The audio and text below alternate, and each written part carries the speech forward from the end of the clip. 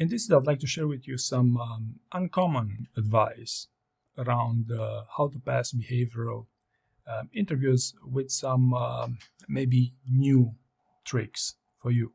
Okay, the first thing I'd like to talk about here is that behavioral interviews are the only ones where even if you know the questions in advance, you're not guaranteed to pass them.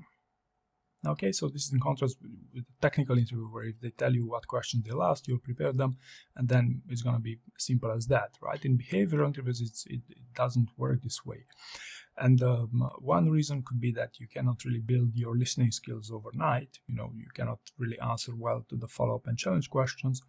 Or another reason, a very common one, would be that people wildly underestimate the time it takes to prepare these job interviews. Okay, and I'm going to get back to this of question predictability a bit later.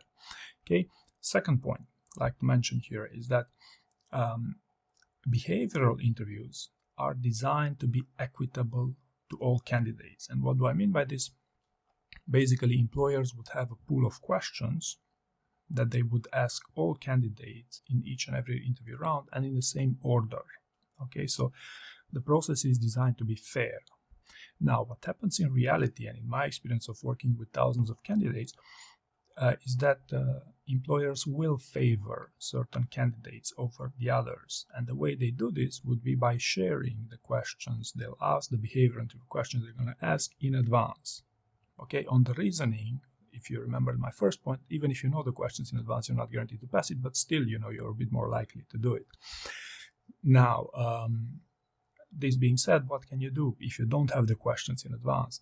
If you don't have the questions in advance, a method I found particularly efficient would be to predict the types of questions you're going to get asked using models of behavioral competencies and all these techniques. But anyway, predictability is something you can benefit from by predicting the types of questions you're going to ask and prepare them on key behaviors. You know, using a story bank and role playing and all that stuff. You can do as good, if not better, than someone who has the questions in advance. Okay. Tip number 3 here. Becoming proficient in a behavioral interview does not have a linear progression. What do I mean by this? Well, what happens is that in a behavioral interview, people preparing them would be, first, they would brainstorm for a few stories. You know, they would make brain dumps of several pages that would, from the heart, so to speak, right?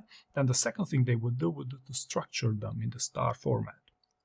Okay, and that's where most people would stop with their interview prep. And what happens if you take your second STAR answer and go to the interview? Oftentimes, that answer will sound worse than the answer from the heart, because it's unpolished. Okay, so what happens is the proficiency, the progression is like this. You go downwards because you make a deep dive. Maybe you look for some key details on how to best sell yourself using those STAR answers, right? And only then you go exponentially, you know, while revising your stories, role-playing them with someone, and so on and so forth.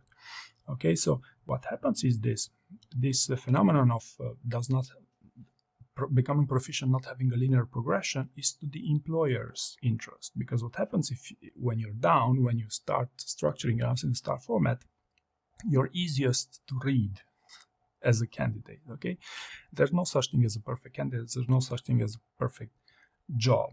Okay, so you would want to avoid going half prepped into a behavioral interview. Better no prep in many instances.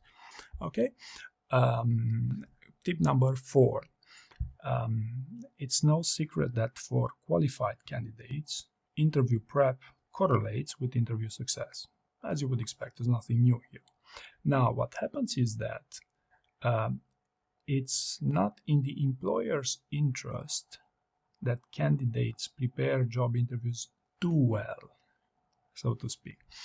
Or let me put it another way. In my experience, the majority of candidates that were successful in these job interviews didn't employ a mindset of simply doing well enough for the purpose of the job interview, but doing extremely well. This is how they're said. They're expected to do extremely well for the purpose of these job interviews. And this is the type of behavior that generates, you know, superior job offers and even sometimes you getting up leveled.